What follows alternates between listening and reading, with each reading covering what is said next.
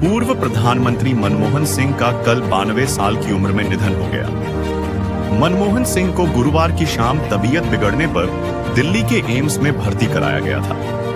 वहीं दिवंगत पूर्व प्रधानमंत्री की बहन गोबिंद कौर को यकीन नहीं हो रहा है कि पापा जी, जैसा कि वह अपने सबसे बड़े भाई को प्यार से बुलाती थी, अब नहीं रहे। मनमोहन सिंह की बहनें प्रीतम कौर और गोबिंद कौर अपने परिवारों के साथ कोलकाता में रहती हैं।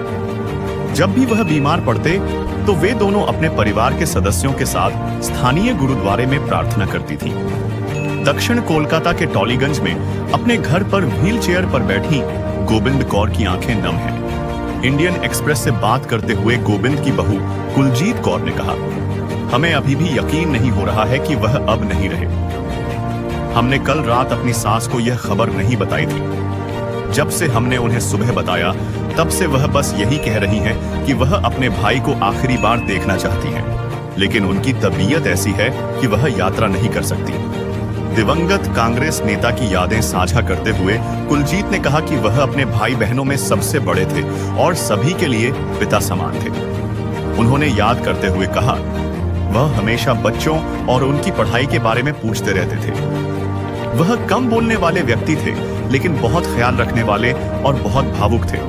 मनमोहन सिंह से उनकी आखिरी मुलाकात पिछले साल फरवरी में उनके आवास पर हुई थी, जब उनका परिवार एक समारोह में भाग लेने के लिए दिल्ली आया था।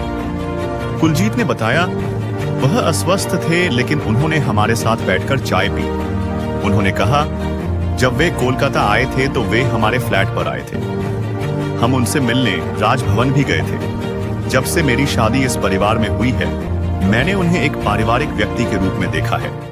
इतने सालों में हमें कभी नहीं लगा कि वे इतने बड़े पद पर हैं। दिल्ली जाने की तैयारी कर रहे परिवार के सदस्यों ने बताया कि अर्थशास्त्री से राजनेता बने इस शख्स की सबसे बड़ी खूबी उनकी विनम्रता थी। उन्होंने जोर देकर कहा कि सफलता की सीढ़ियां चढ़ने के बाद भी वह जमीन से जुड़े रहे और उन्होंने कभी भी अपनी सफलता को अपने सिर पर हावी नहीं होने दिया।